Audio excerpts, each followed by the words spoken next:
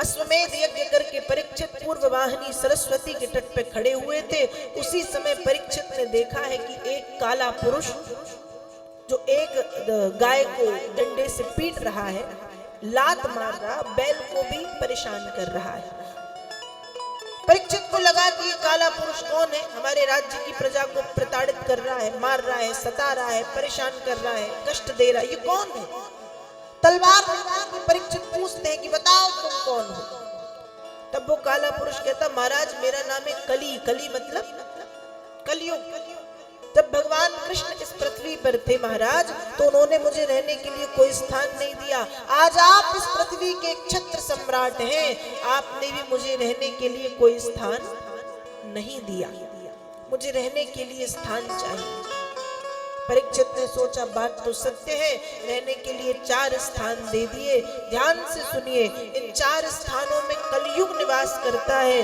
द्यूतम पानम स्त्रियः सूना यत्राश्च धर्म चतुर्विधा पुनश्च याचमानायो जात रूप मदात् प्रभु। द्यूतम मतलब जुए में, जहाँ द्यूत क्रीड़ा होगी, जहाँ जुआ होगा, वहाँ कली निवास करता है। पानम, पान मतलब मदिरा में, जहाँ मदिरा पान होता है वहाँ कलयुग निवास करता है। स्त्रिया, स्त्री मतलब जहाँ स्त्री होती है वहाँ कलयुग निवास करता है।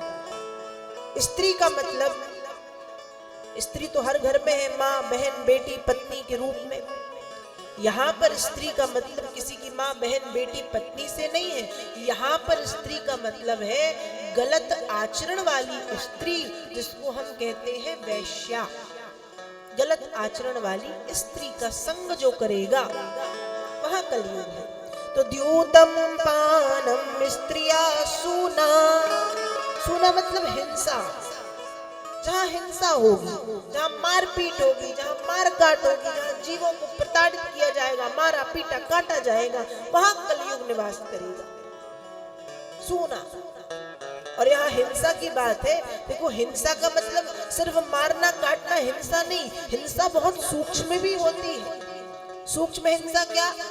कि हंसते खेलते व्यक्ति को हमने कोई ऐसी बात बोल दी कि उसके हृदय को ठेस पहुंच गई। किसी के हृदय को ठेस पहुंचाना भी तो हिंसा है ना। जो वाणी से हम कर रहे हैं वो वाचिक हिंसा है, मन से जो कर रहे हैं वो मानसिक हिंसा है, शरीर से जो हम कर रहे हैं वो शारीरिक हिंसा है। तो किसी भी प्रकार की हिंसा जहां होगी वहां कलयुग निवास करेगा। 4 स्थान दे दिए। द्यूत मतलब जुआ, पान मतलब मदिरा, स्त्री मतलब वैश्या और सूना मतलब हिंसा। 4 स्थान प्रदान किए गए।